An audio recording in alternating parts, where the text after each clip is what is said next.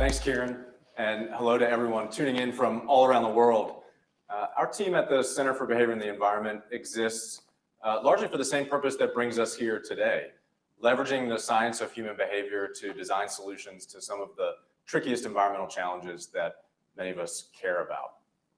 For the next 3 days, we're talking about the thing that our species and all life on Earth depends most on, water, and how in the course of making our way on this planet, we end up polluting that life-giving resource to the extent that it becomes literally toxic.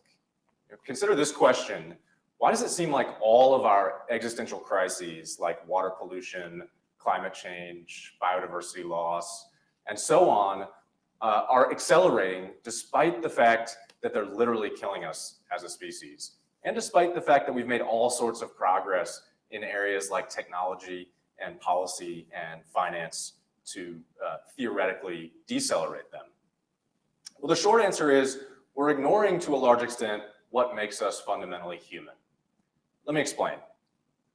If you look at the most common tactics across the vast majority of environmental solutions that we see in the world, they fall largely into three core strategic categories which they rely on.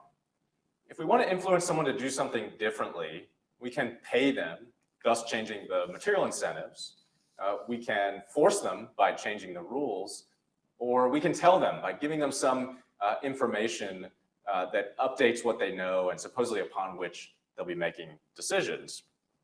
There's nothing inherently wrong with any of these core strategies, but they really are designed for one particular kind of thinking. And the truth is that people are complicated. Our typical strategies assume that people are more or less motivated in pretty straightforward ways, but we have a whole spectrum for decision making that ranges from the really thoughtful, deliberate, calculating side of the spectrum to the much more reactive, automatic, quick side, and everything in between. And this entire spectrum exists in every single one of us. On the one side, we try to consistently gather all the information, update our beliefs based on the new information, the new facts that we receive, and thoughtfully make decisions that maximize benefits and minimize costs. And the truth is that a real revolution in the science of human behavior over the last few decades has reminded us what we probably should have known all along, that we are a deeply emotional species, and our emotions often drive us to act more quickly than our reason. For instance, one study found that people who are told to imagine themselves feeling proud are about 4 times as likely to show self-control when offered a piece of cake than those who are told to imagine themselves feeling shame. We're also an inherently social animal. We care what other people think about us, and we like to take our cues from our peers.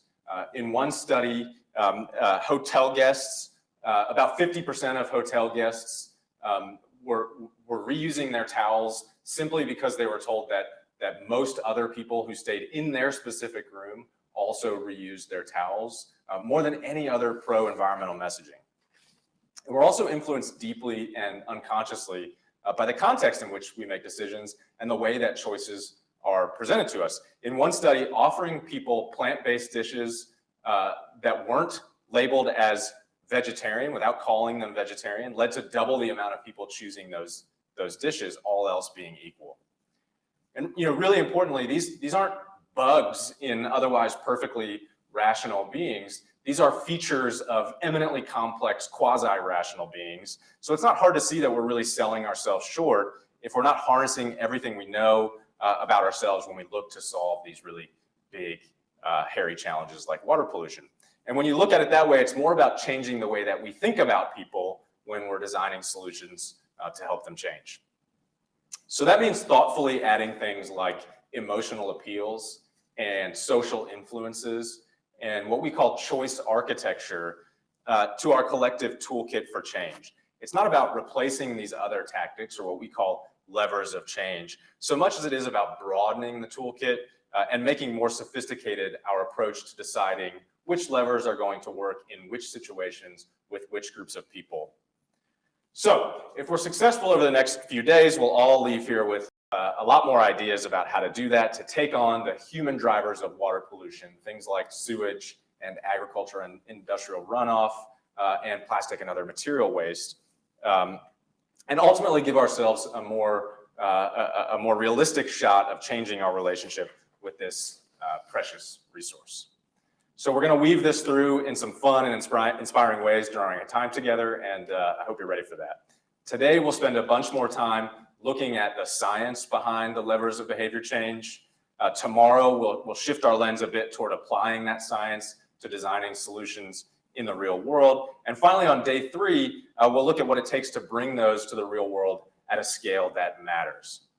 But Beehive being what it is, we want to start right off with something fun. And speaking of fun, the judges have finally managed to tally up the results of the poll that Kieran introduced to you. So we now know that if I were to guess what color shirt you're wearing, the most likely guess would be black. And apparently at least a few of you have figured out how to use the polling function.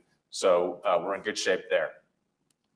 We're going to do things a bit different than a typical conference by bringing back a Beehive fan favorite right here at the start, a little game show that we made up called Prove It, where we put the experts to the test and try to learn something new. So I'm going to hand it over to your Prove It host, Dr. Philippe Bugeaud, a behavioral scientist here at the Center for Behavior and the Environment, to get us going.